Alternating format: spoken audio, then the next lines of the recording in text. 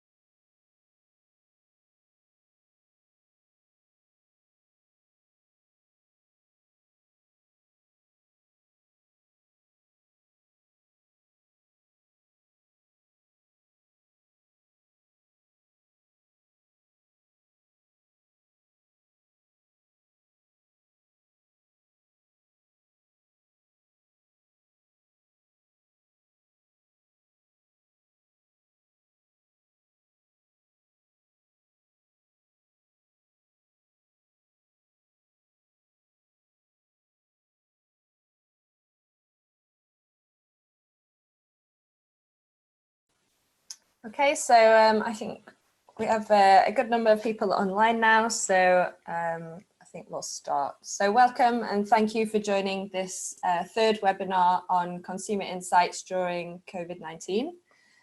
Just before I hand over to our representative to West Africa, who's going to lead this webinar today, just a bit of housekeeping. So the session will be recorded and the slides and recording will be available online on our Consumer Protection Hub after the session today.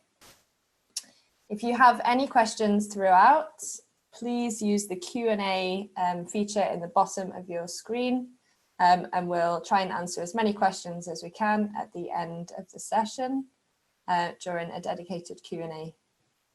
And this work forms part of GOGLA's Consumer Protection Programme, to which we're grateful for TDC and the Dune Foundation for their support. So I'll now hand over to Namori, GOGLA's representative for West Africa. Thank you, Rebecca. Thank you for the housekeeping. Hi, everyone. Good morning. Depending on where you are. I am Namori Doumbia, GOGLA West Africa representative. Today, we will kick off the third webinar titled COVID-19 Consumer Insights webinar. We will start by opening remarks from Acumen, Sarah Bieber. This will be followed by our results and analysis from 60 Decibels. We have the chance to have Kat and Edwin available for us today. Following that, we will have a panel discussion, which I will lead, and we have the opportunity to have two great companies, Bright Life and Olu Solar. Following our discussion, we would kick off the audience Q&A, where we'll ask you to participate. And we will have a closing remarks from Acumen, Sarah Bieber. Please sit back and enjoy the webinar, and do not hesitate to interact with us through your questions. Okay, Sarah, I'll leave it over to you. Thanks, Namori. Good morning and good afternoon, everyone. Thanks for joining today. My name's Sarah Bieber. I lead energy partnerships for Acumen. It's an early stage investor with a portfolio of 27 energy access companies. I'm also a member of the GOGLA board of directors, and I've been helping lead the Energy Access Relief Fund effort since the beginning of the crisis.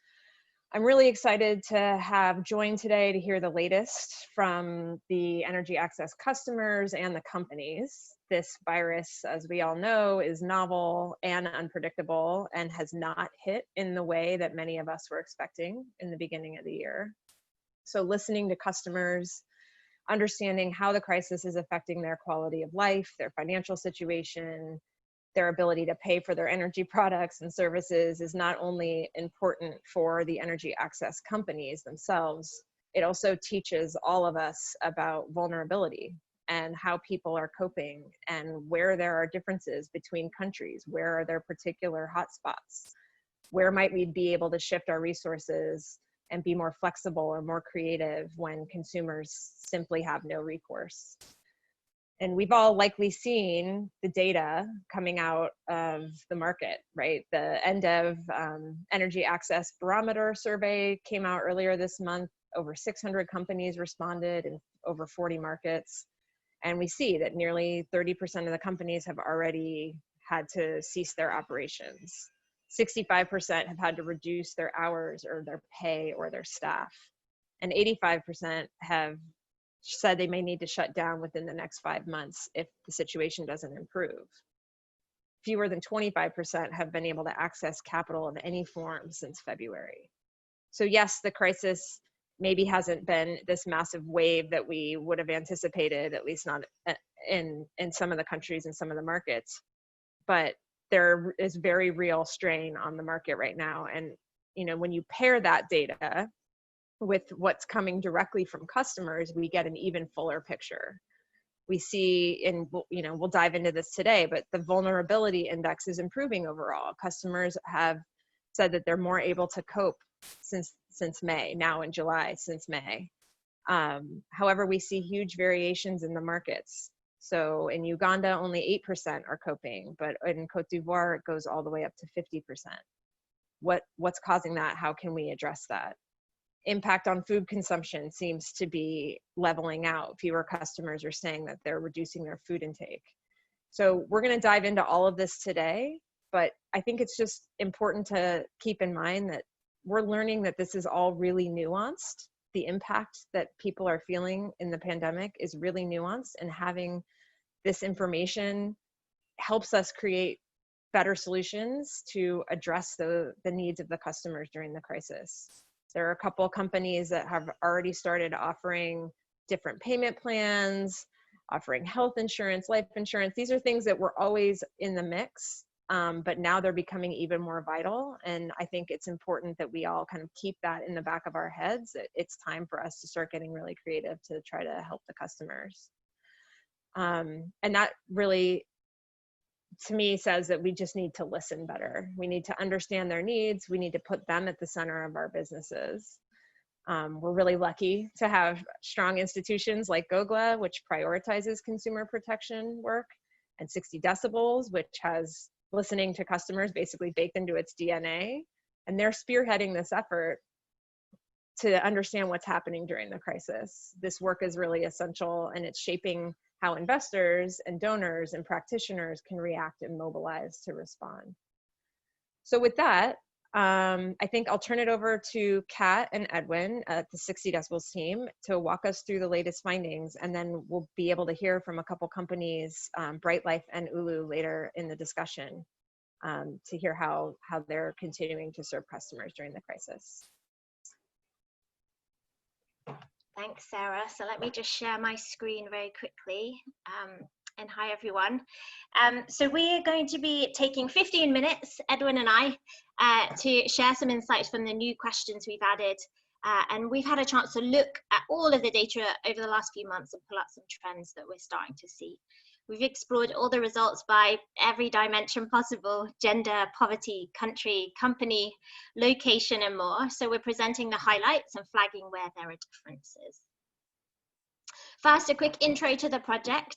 Since April, the 60 Decibels team have been interviewing customers across the globe to understand their experience at this time and how the COVID pandemic is affecting them. There's a link just up here for our full dashboard, which has over 19,000 customer interviews in multiple sectors across 16 countries. But before diving in, we wanted to say a big thanks to GOGLA for funding this work and seeing the importance of hearing these voices. And another big thank you to the participating companies as well. We've also got some of our wider team on the call, Shalata and Achit, and some of our research assistants actually who conducted the interviews in Kenya and Rwanda are joining us too. So to set the scene, we framed some of this presentation around customer satisfaction and the trends we're seeing. Let me quickly introduce the Net Promoter Score, as this is what we'll be using. So I'm sure many of you are familiar with the NPS, a gauge of customer satisfaction and loyalty. You've probably been asked the question yourself. So on a scale of 0 to 10, how likely are you to recommend this product or service to a family or friend? Anyone rating 0 to 6 out of 10 is a detractor, 7 to 8 a passive, and 9 to 10 a promoter. And the NPS is calculated by subtracting the proportion of detractors from the proportion of promoters. So it can be anything from -100 to 100, and anything above 50 is considered very good. We've noticed the NPS has been declining a little from our pre-COVID benchmark to now, and we wanted to explore what might be driving this, and therefore what opportunity we might all have to improve it. We've called out differences in NPS by different groups throughout this presentation. And you'll also notice voices of customers on every slide. We're presenting numbers a lot here, but these are real people we talked to who shared their experience. So Edwin. Thanks, Kat. So generally, we've seen that challenge rate and issue resolution are a big driver of satisfaction. That is both during these COVID times and even before. And as you can see at the bottom there, the NPS of those with challenges is 4 times lower than those without challenges. The challenge rate among customers we spoke to remained relatively constant over time at 33%, which is actually in line with our pre-COVID benchmark. But we saw that there was a reduction in the issue resolution rate, and we would love to hear from the companies who participated whether they are finding issue resolution harder at this time. Issue resolution is affecting both satisfaction and repayments, as we've always seen, like even before the pandemic. And as you can see again at the bottom, satisfaction for those with unresolved challenges is much lower, with an NPS of 0 compared to 42 amongst those with resolved challenges. Repayment rates for those with unresolved challenges are also about 10% lower compared to those with resolved challenges. We do know that repayment rates are affected by other factors, and we'll be exploring these later as we move along. Yeah, so some good news here is that vulnerability appears to be reducing a little. Early on, we designed a vulnerability index to identify how shocks affect a family's situation. The index looks at data looking at poverty status of customers, change in financial situation, coping mechanisms used, and effect on food consumption. We then created 5 categories from coping to extremely vulnerable, and this chart shows the proportion of the most vulnerable is reducing month on month. However, the overall financial situation is getting worse for most customers, with just a small group, that green bar, seeing things start to improve from the month before. And part of this is driven by household income still reducing. So the main driver for reducing vulnerability is less impact on food consumption, as Sarah mentioned, and reductions in coping mechanisms being used, which Edwin's just going to explain a little bit more now. Yes, so we saw that families actually still employing coping mechanisms, though to a less degree now month on month. These coping mechanisms include things like families using money they've been saving, borrowing money from family members, friends, and other sources, as well as pawning assets. A trend that we've seen is that there's less proportion of customers who are reporting using savings over time. We recognize that this may be because families are using up their reserves, so we added a question in the last month of data collection and found out that 65% of those who did not report using savings don't have any available to use. And unsurprisingly, the most vulnerable are least likely to have savings available. And as you can see, 98% of them did not have any savings that they could have used, compared to the 35% of those people who are saving.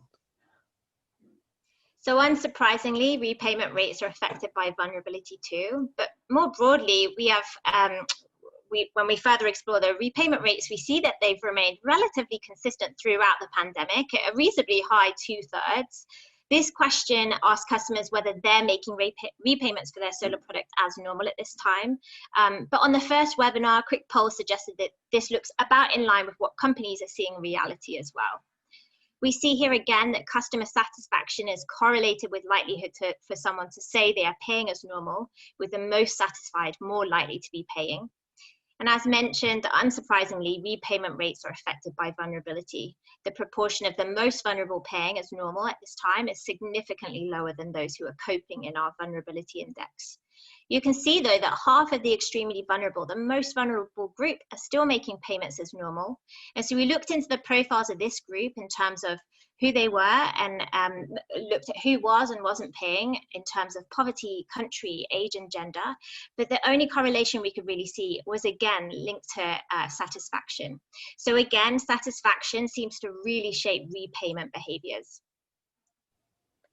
Yeah. So despite the consistent repayment across time that we've just seen, which actually quite high given the circumstances and the financial situation as we've seen it become, more than half of the customers reported that the repayments are a burden to them. And 19% reported that the repayments are a heavy burden to them now. This compared to 3%, which we had in our pre-COVID benchmark, is an increase, but it's not surprising given how conditions have been changing. Satisfaction appears to shape the perceived burden level reported by the customers, with the most satisfied reporting repayments are not a burden to them. Half of customers also report that they are very confident in making repayments, although this is again shaped by vulnerability, though not to a great extent as you'd expect, since we see almost half of the extremely vulnerable individuals saying they're still confident in making repayment. Confidence appears to be shaped by satisfaction as well, with a high NPS for the most confident, which is 3 times higher than those who feel they are very unconfident in making repayments. In summary, therefore, we see that satisfaction may shape how customers prioritize household expenses and consequently affect their perceived burden of repayments as well as confidence in making repayments. This is like for a customer who's more satisfied with a product, will likely view repayments as for their solar home system as very important to them and prioritize them, and therefore won't feel the repayments being a heavy burden to them. We know that repayment rates may be affected by support offered as well. So we introduced a new question last month and found that only 8% of all respondents said that the company had offered payment relief since the pandemic. So you can see this varies a lot by company. Each bar is a company here. And although there's no clear pattern with companies, we did see the most vulnerable being offered support more, suggesting some companies are offering targeted support. Though interestingly, support wasn't universally taken up, so perhaps wasn't what customers were looking for. Though uptake was the highest among the most vulnerable, where families likely had fewer options available to them. Any targeted relief may have been shaped by repayment rates, as we see lower payment rates for the most vulnerable, and this group were more likely to have been offered support, as we see. And you'll see some differences in customer satisfaction amongst those offered and using any support given. We'd love to hear more from the companies on what they might be offering at this time though. And this month, we also wanted to explore whether repayment rates may be shaped by support given outside of the household. But we saw just 5% of customers we interviewed were receiving solar payment support outside of their homes, and 8 out of 10 of this group were getting the support before the pandemic. So it's not a significant trend that we're seeing. We did see a high proportion of female-headed households having that support offered, and just to note, only 1 in 10 households were female-led, so there's a smaller proportion there. So we do know that some indicators vary greatly by company, and we wanted to explore this further. And for a start, we looked at satisfaction by company. So each of the bars on the left represents each of the participating companies. And as you can see, we have huge variations by companies, by NPS by company, with the highest company having an NPS of 52 and the lowest having a low of 8. To look at these trends more closely, we grouped the companies into 3 categories based on their NPS performance. These categories are bottom, middle, and top performing, represented by the red, yellow, and blue colors respectively. We explored differences between them, and it's already evident just looking at the NPS that the top performing companies were on average, had on average twice the NPS of the bottom performing companies. These trends were also evident when we looked at some other indicators, and we saw that the bottom performing companies reported higher challenges, And if you recall, we did see that challenge rate is a major driver of satisfaction. These bottom performing companies also had higher perceived burden of repayments. They also had lower repayment rates, as well as lower confidence in making repayments. This, I think, all underscores the importance of satisfaction and how it is likely other indicators as well as ultimately affecting how customers behave. So we know there may be external factors that may be affecting customers at this time and may be affecting the results that we've collected so far. And while we're looking at regions more closely, we noticed some trends. Over the last 3 months, countries in East Africa saw more stringent measures imposed by the governments here. So, so this region of East Africa also had a higher proportion of extremely vulnerable individuals, perhaps due to the stringency of these measures or due to other external factors that may be affecting these people in these countries. And as we saw earlier, vulnerability likely shapes repayment rates, which is lower in East Africa, as well as the perceived burden of payments, which is higher in this region. All this is actually despite the fact that East Africa has a lower proportion of people living in poverty compared to West Africa. I think this just shows that, this implies that external factors could be shaping how customers are actually feeling at this moment. And to wrap up with some positive results, we're seeing that the impact these solar products have on families' well-being is higher than ever, with the proportion of customers saying their quality of life has very much improved, higher than pre-COVID times. And just to take us back to the customer voice here, let me just read a quotation that we really like. So, I love the TV so much because it has helped my children improve their storytelling skills. I also loved how the company agents made it easy for me to acquire the products and how they explained all the instructions to me. They were so friendly and professional. We're so invested in supporting ways to support companies and customers in the sector to keep working towards universal energy access. And we know there's lots more to do, particularly now, to meet that goal. So to quickly wrap up, you can find the 60 Decibels COVID Insights dashboard online at this link at the top.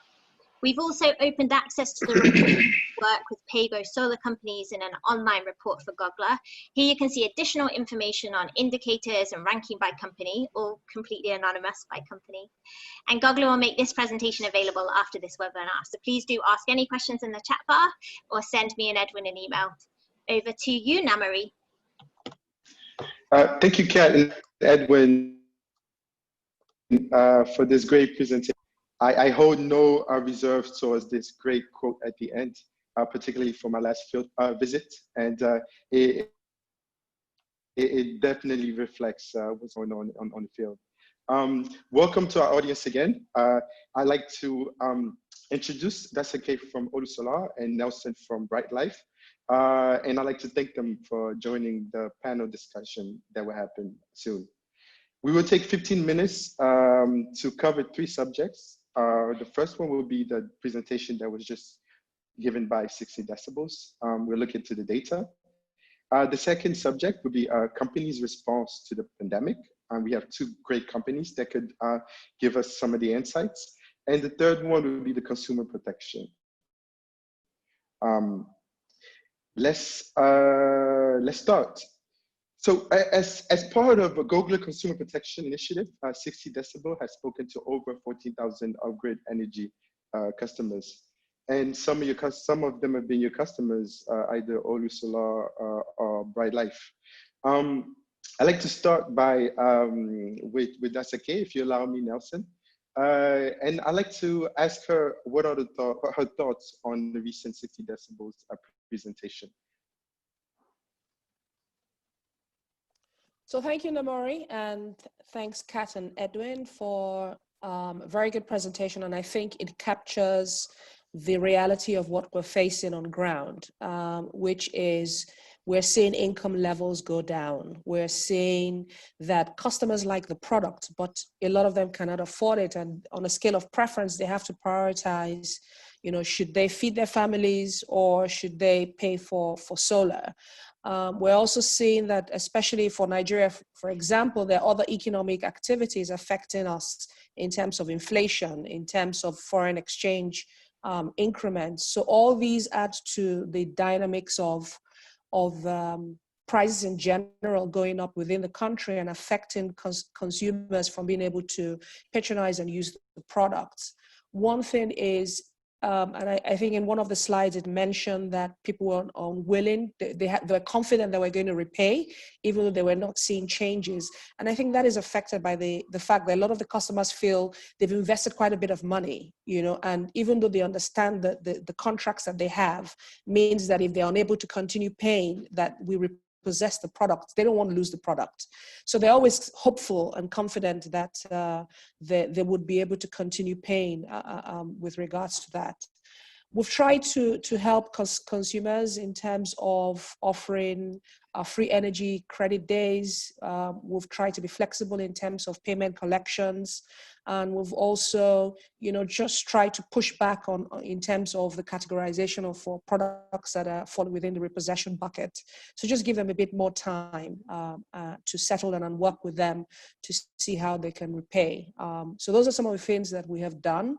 I think it represents what we're dealing with. And we're hopeful that, you know, things improve so that the customers can continue to use the products that are very vital for them. Thank you, that's okay. That's really good.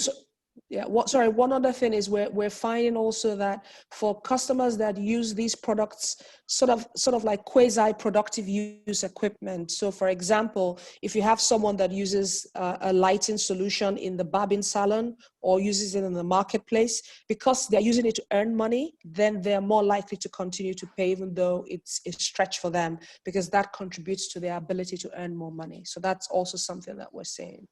Thank you. Let's build up a bit from there. It's interesting that we've just seen that indeed consumers are receiving payment flexibility, but we want to learn a bit more about this kind of flexibility. Is it targeted, and what exactly are in terms of, can you give an example of consumers and how you're allowing them to pay in a flexible way? Are you targeting, and as well, we want to understand if you're targeting consumers or you have a different way of helping them out. So that's a great question, Amori. And I think one thing that we're trying to do is we're also trying to learn, and we're also trying to understand the customer, understand their needs, and be as responsive as possible. So we've run a couple of campaigns. One of them, for example, for our customers that we have three main types of pricing plans. One is a cash payment, one is an annual payment, and the third is a monthly payment. So for annual payment customers, one thing we offered them was, you know, you could pay off what you owe the company at a slightly discounted rate, so that what they would pay would be less than what they would ordinarily pay. So that's one thing that we've offered. For some of these customers who have been turned off, we've offered them 5 to 10 credit energy days, just so that they can have some light and they can, you know, at least remember, you know, the benefit of using this product and not going back to those other sources of energy that are not as clean. In terms of specific customer groups, we haven't used the data to target a specific customer group. For example, like in the presentation, it talks about extremely vulnerable, less vulnerable. We don't have that kind of categorization in terms of a customer database that we have. What we use is the number of deactivated customers. So the numbers of customers that don't have their lights turned on. And we look at the number of days that they haven't had the lights turned on. And we say to ourselves, if your lights has been turned off for 120 days, 90 to 120 days, then, you know, there's a real issue there. You know, what can we do to help you? So we reach out, we call them, and we try to find out, you know, what is the problem? What can we do? For some of them, a lot of them tell us, so maybe about 70% of the customers tell us it's due to economic reasons. That's why they can't pay. We say, we'll have to take back the product. They say, we don't want you to take back the product, give us some more time. So what we're doing is offering flexibility in terms of the timing or to allow them repay. We're offering some flexibility in terms of giving them amounts of money to pay off the product so that they can own it. And we're offering another level of flexibility in terms of also reducing the amount of monthly payments that they need to make. So there are standard monthly payments that they need to make for different products, and we're allowing them to pay a little bit less than that, just according to what they can afford. And those are some of the actions that we have taken. Thank you. Let's move on to Nelson for a little bit. That's okay. I'll be right back to you. And thank you for the insights. Thank you. Nelson, hello. Yes. We're similar to Dasike. We want to understand a bit what your thoughts of this presentation that was given by Kat and Edwin, as well as how you're using this data. Can we have some understanding of that? And then we'll lead on to your consumers. Thank you very much, Namri. I would say we are not any different from Doseke's experience. We've had a couple of challenges that the data has actually helped us look into. I remember the very first presentation that was sent through from the data that was, that they sent through to us. We realized that our communication was actually doing quite well. And that was very positive feedback for us, because for those who don't know, in Uganda, you literally, there's just a shutdown where you have the army patrolling the streets to make sure no one is moving on the road. So the most you would do is to get through your gate, go to the road, jump around, go back home.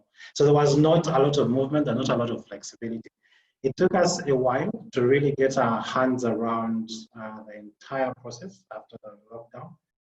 And I should say they caught us off guard, because it was a one-time, deduction. The president just said no one is going to move past 10 p.m. today, and that was at 8 p.m. So I can't say we were really prepared for all this. So when the results came back, and at least our communication was quite, was looking really good, that was such an encouragement for us. The truth is, getting in touch with our clients at that point when you have to use handsets, because we didn't have enough time to do VPN or send the call center guys at home, it was just crazy. So the fact that we were able to get handsets for our call center agents to keep in touch with our clients, speak to them, find out what's going on, why aren't they paying, or if they're paying, how else can we help them? So we collected information for about 2 weeks. And that's when we decided to give out 3 days to our clients to help them, get back into the repayment. It was really terrible to see a client who was paying, not paying at the moment. They're in darkness. So I should say, from the data that was sent through, I think not to really repeat what Doseke has said, we've had to go through a couple of changes. We've had to go through a couple of adjustments. Of course, giving the 3 days, one of the worries we had when we were giving the 3 days, they were literally extending the clients, what do they call it? The client's loan period. And we're wondering whether they will be able to pay, because we don't know when the COVID experience is ending. But it is something that we had to keep doing. It's something that we had to do over and over again. I had to ask whether these were targeted. I should say we kind of try to target ours, especially 0 to 7, 8 to 10 days. Then those, of course, who are beyond 60 days, you would call them and also find out. But like the experience in Nigeria, everyone keeps saying it's a financial challenge, it's a financial challenge, it's a financial challenge. So the question was, how else can we help our clients? How else can we prove to them that Bright Life is here to stay? It's not going anywhere. It really cares. It really, wants to help as much as possible. So for me, I would say the data is really timely. It has helped us make certain decisions.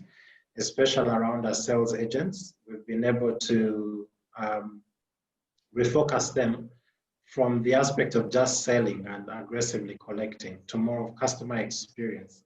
Reach out to the client, find out why the client is not paying, speak to them, create a relationship with them. We've had to increase our spend in the field where you give our agents a certain amount of money to just go and reach the client and speak to them, kind of create a relationship that really wasn't there before. And from that, we've actually seen a couple of changes in our payments. We have clients who actually promise to pay the vulnerable. Incidentally, at least we had a couple of those that we spoke to. After we engaged them, they were really excited. Like how it is in Nigeria, they don't want us to repossess the devices. They keep saying, at least I will get $1, on top up, so that my light can keep going. Please do not come for the device. Don't take the device away. So I would say that the data was really timely, and thank you very much for that initiative. We are really benefiting from it, and we hope to see more of those going forward. Yeah, thank you, Nelson. You brilliantly answered all my questions. But I take one thing away, and the comparison between the measures in West Africa and East Africa.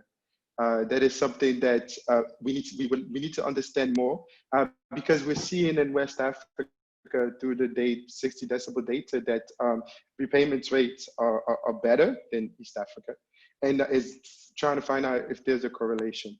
Also, when we look into what Dasake mentioned, is that in Nigeria the payments are completely different. So I could see why they were not targeted, but make it more custom for consumers on how flexible they could be with them. Whereas payments are different. You have more data, and so you're able to target consumer protection. Consumer protection are the thriving force of the upgrade solar market. To thrive, the industry must put in consumer first. Many companies have already committed to the GOGLA Consumer Protection Code, but we need more. That's okay. We've met in Nigeria in 2019 as GOGLA was figuring out the strategy. At the time, Olu was not yet committed to the PC code, but we're happy to say that you recently have. Why do you think it is important, and how do you tend to use it across your operations?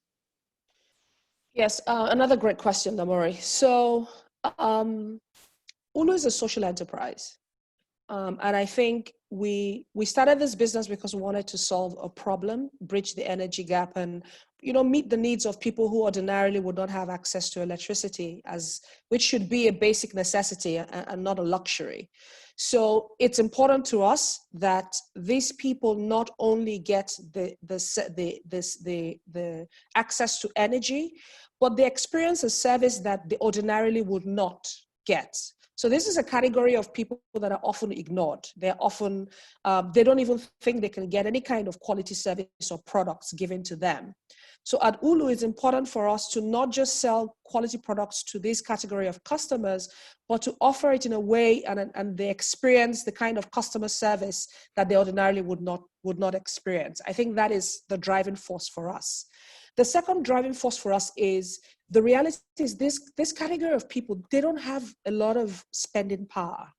And it's a constant battle for us as a business, saying to ourselves, how do we continue to provide products and services at a competitive rate and yet still remain profitable as a business? We can't increase prices, for example, at the rate that we should, because if you do, these people will not be able to afford it. And so for us, the other driving force is ensuring that our business model is done in such a way that we can continue to serve this category of people, and tweaking at our business model to make sure we're getting the best in terms of cost of goods and all of that. How have we used, how do we intend to drive this? So currently we operate in 22 states out of 36 states in Nigeria, and we have a direct sales force in each of these states pushing our products. We have a call center that is able to speak all the major languages, and the call center is involved in the customer experience process. Right from once the customer is signed on, it does the welcome call to make sure that the customer paid the right amount, to make sure that the field agents, are not cheating them. They're getting what we say we're going to give them, to make sure they're not getting additional charges, to make sure the process of installation goes smoothly. To looking at the trend. So if, for example, once the customer account is about to be deactivated, we call them, we tell them, listen, your account is going to be deactivated, do you have any issues paying? What are the issues? So we're in constant touch with the customer through our call center. We send out at least bi-monthly or monthly SMS blasts to our customers, giving them updates on the product, how to maintain the solar system so they get the most out of it. Help with COVID, for example, we send out health information to them as well. So we really have made our call center the nerve of the company in terms of not only supporting and making sure the customer journey and experience is good for the customer, but in also supporting the sales team to make sure that they're able to provide service to the customer the way that we want them to provide service to the customer. One thing that this sign up with GOGLA is going to do for us is access to this data so that we can improve on it. So when we got the preliminary reports, again, I'm asking the call center, why is there any disparity between the report and the reports that we get in-house? What can we do? Why are the customers saying that they can't reach us or we're not reaching them? And so it helps us to develop new KPIs, for ourselves as a business. It gives us insight into whether the processes we've developed as a company, they are working or not, and how we can improve on them. So for example, they're right that some customers will not hear from us. A lot of customers, after some time, stop taking our calls, especially when they're owing, right? Once they recognize the number, they stop taking the calls. So we've now had to have like multiple lines, rely on our sales agent. So there are so many different reasons why some of that data that you're getting will be accurate. Another reason in terms of resolving issues, we've had supply chain issues. So China being the manufacturing capital of the world, we during the lockdown, we couldn't have stock, we couldn't have spares. So it took us a bit more time to be able to respond to these customers, to do battery replacements. And at the beginning of the lockdown, for example, the safety of our employees was far more important to us than selling. So we needed to take a step back, appraise the situation, and be comfortable that we could provide the necessary PPE kits for our sales team and work in line with the guidelines of each government, each state within the country, to just make sure that the sales team are protected. So this explains some of the sluggishness in responding to customer requests. But I think the key thing is getting this data gives us an independent view, a mirror of ourselves, of how well our processes, our policies are faring from an independent perspective. And we can use that to improve our operations and use that to make sure that the customer experience and the journey, is at the standard and the things that we have committed to as a Consumer Protection Act. Thank you. Thank you, Adasake. You give so many great reasons for other companies that are listening to join the Consumer Protection Codes. Thank you very much. Brightlight has been part of the CP code for some time. So I think that he would similarly agree. And because it is my last question, I'd like to ask more Brightlight on a different note. We have donors and investors that are likely listening to us at this moment. And what can be said that has not been said yet, or that's difficult to put into graphs of how the industry is moving along right now, and particularly how your operations are going in Uganda? Nelson? Thank you. Yeah, thank you very much, Namri. If you look at pre-COVID and post-COVID, especially when it comes to things like after sales, when it comes to things like continuing to speak to the client, continuing to, give the client that comfort of you won't get into the darkness for long, as in there's that touch that we had with the client before COVID came through. I would say we just had a brief meeting with a couple of colleagues from the industry, and I think we're all speaking from the same script.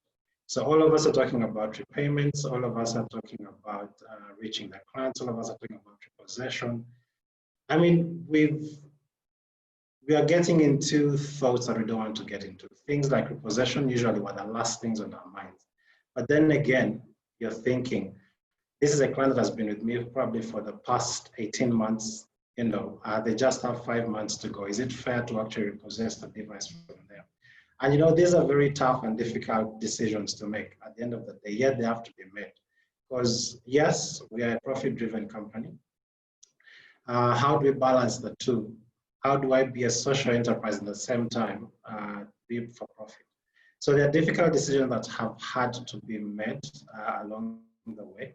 But I should say these are like the last decisions to be made. When you look at the customer journey, we try to make sure the client gets the right information. Actually, I should say the principles of GOGLA are such a remembrance for me.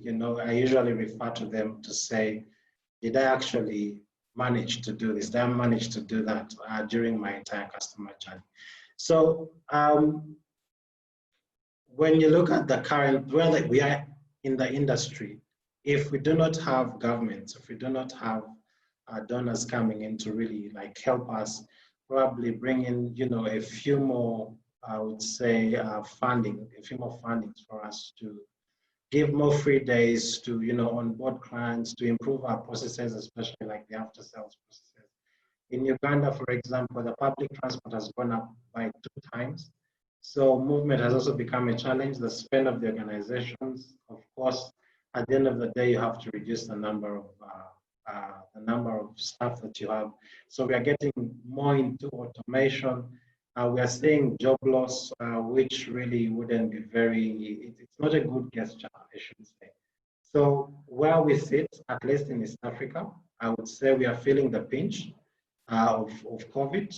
Even when they say it's just the beginning, we keep wondering, okay, if this is the beginning, what's going to happen at the end of the year? So we are all looking at December, is a vaccine coming out? Can everyone move freely? Can everything go back to normal? We are in a state of not knowing what is coming next. Let me put it that way. So you literally plan today and you have to change the plan again tomorrow, depending on what you hear over the news. So I would say now for the past 2 weeks, they've been saying there's another wave of a lockdown coming. And you're thinking, okay, when the lockdown comes, how prepared am I? So you're going back to the drawing table literally almost every month. So planning has become a bit difficult, but I should say if we have the funding to keep our clients lighting, to keep following up with our clients, to keep engaging our clients as much as possible through the SMSs,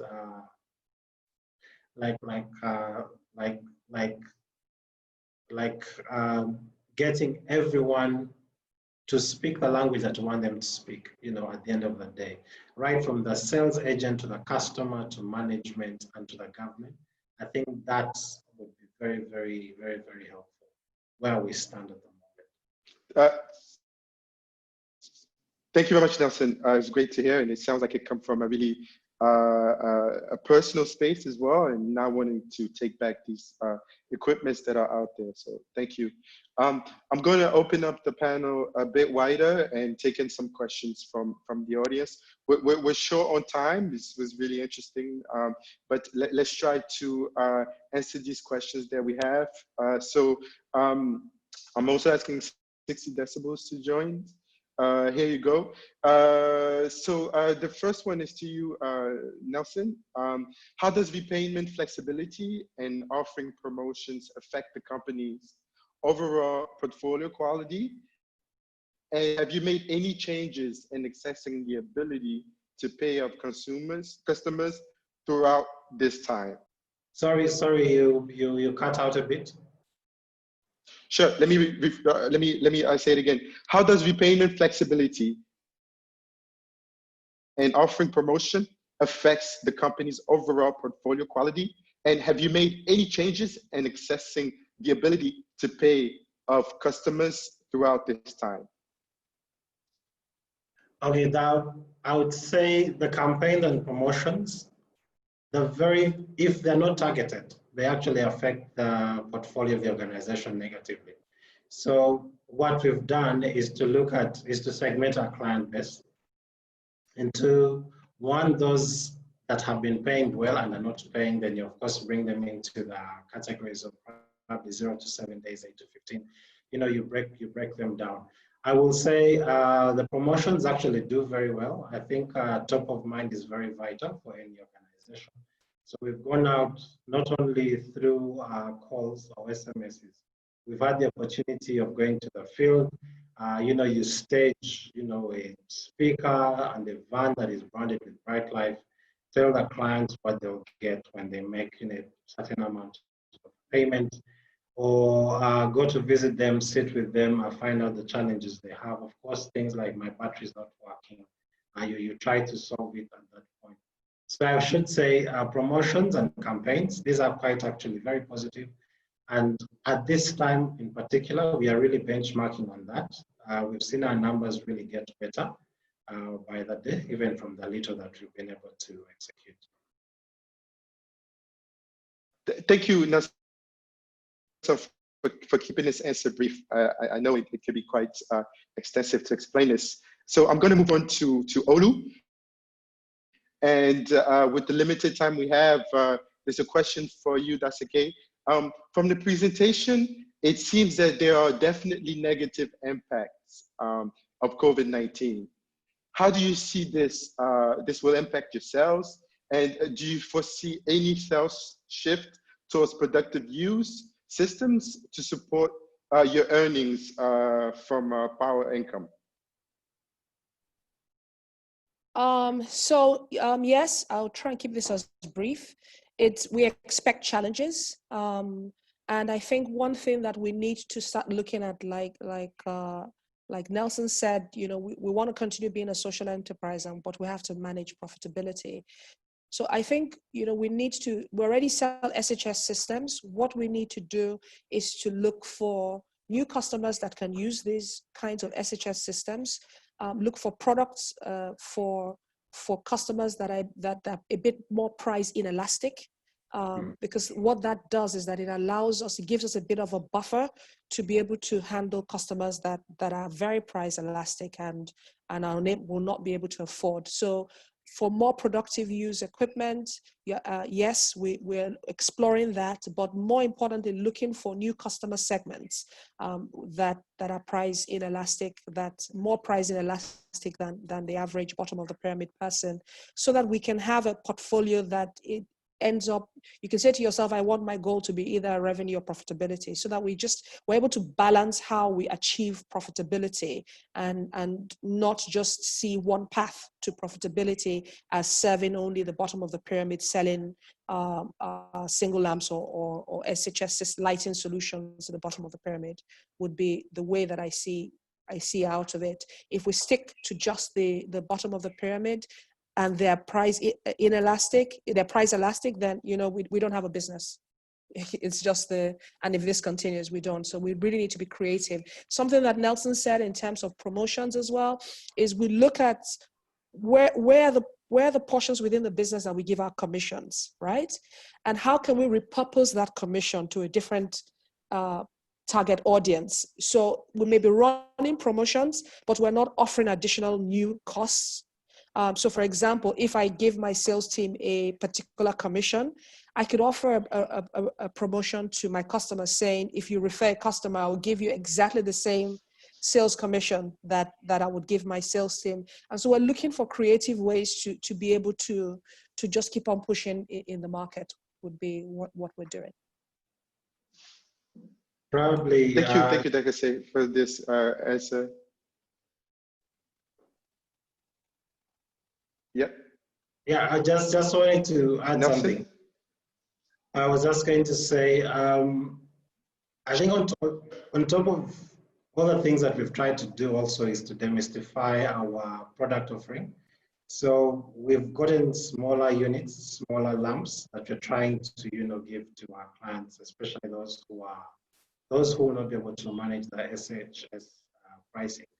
Then also, I think I like what Dosaki has said about the promotions. How efficient are we utilizing the commissions? So we've gotten into a point where we are asking clients, when a client brings another client, we kind of give them a small portion of either we give them 3 days or we give them a small portion of the commission that was going to be gotten by the agent who bought that. So we are really trying to be as creative as possible to stay afloat, provide the service that we really believe in, we really believe that our clients really need, and those who are yet to be our clients. Thank you, Nelson. Thank you very much. It's very interesting to see the adaptation of products, and I hope that the partners will be able to guide companies through these new adaptation. We'll take the last question. This is for Kate and Edwin from 60 Decibels. A very interesting presentation, and someone would like to note that it is also just as interesting to understand if the higher repayment in West Africa versus East Africa is perhaps due to the economic status of the customers. Can you guys see any trends in this area? Yeah, so I think Edwin presented on that slide when we were talking about the differences by region, that actually we looked across different profiles to see whether there are other things shaping what we are seeing in terms of the difference. And Edwin, do you want to just share the numbers, because I don't remember them off by heart, but actually there was a higher proportion of customers in West Africa who were lower income, and so actually it didn't trend directly with repayment rates. Edwin, do you want to correct my response? Yeah. So we did see that 58% of respondents in West Africa were more likely to be living in poverty compared to 52% in East Africa. So it was the other way around, but I think what we saw is there was higher vulnerability in East Africa. And just digging deeper into what was actually driving this, because if you recall, some of the components of the vulnerability, what goes into the vulnerability is the poverty level of your person. We have food consumption, coping mechanisms employed, as well as the general financial situation, which includes both expenses as well as whether the income of the person has changed within the past month. So, and if we look at the two regions side by side, we see that respondents from East Africa reported that their overall financial health got worse, because we saw them report that their incomes had reduced more. They also reported that the expenses had increased and their overall financial situation had gotten worse. And I think the other link that we may not really comment much on is what we saw as what are the restrictions in these countries. Amongst all the 6 countries, Kenya and Uganda had the highest stringency levels of up to 90%. And at some point, which again, we saw that maybe this could be affecting the financial situation of people, because if people are restricted from moving and doing the economic activities, then where will they get money? Their coping mechanisms reduce as well. So we think this could be the reason, but yeah. Yeah, thank you, Edwin. Thank you, Kat, for this answer. This will conclude the Q&A. It is very interesting to see these two differences, and I think there's a lot of data out there for us to look at. Saying that, I do invite our audience to look into the website at 60 Decibels for more and more data that is available. I would also encourage our audience to have a look at the consumer protection code that is available from GOGLA. Andrew and Rebecca are two of my colleagues that are responsible for that. Please do not hesitate to reach out. It is time for us to conclude the webinar. I'll hand it over to Sarah for the final words. Yeah, thanks everyone. This has been fascinating. I mean, I think the thing that I keyed in on the most is the repayment rates have actually remained consistent throughout the crisis. They haven't gone up, they haven't gone down. and that's correlated not necessarily to the fact that people aren't vulnerability. People are more vulnerable. They have had hits to their income and their financial situation, but that actually customer satisfaction is a better indicator of repayment rates than their vulnerability. Both contribute, but that customer satisfaction is key. And it's so helpful to hear from the companies, to hear from Doseke and Nelson saying, we've had to take stock and actually work on customer experience first, sales second, you know, collections third, right? Like that is the shift that's happening in a crisis where people are actually being social enterprises and responding to the fact that people don't have any recourse. And that is really inspiring and incredible to hear. And I really appreciate 60 Decibels for all the work that you've been doing to really, you know, analyze and understand this data. It's nuanced and it's very, it's difficult to do that. And so I appreciate how hard it is to do that and that you're sharing this widely. I appreciate GOGLA for supporting the industry to try to continue to help us understand where customers are, and the companies. I mean, Nelson and Doseke, thank you for everything that you've shared about how difficult it is to run a business during this time, but to really also be compassionate and have empathy for your customers and really try to put them first and do whatever you can to be flexible to address their needs. That's really what matters. Thank you, Sarah. Thank you for everyone. This is the end of the webinar.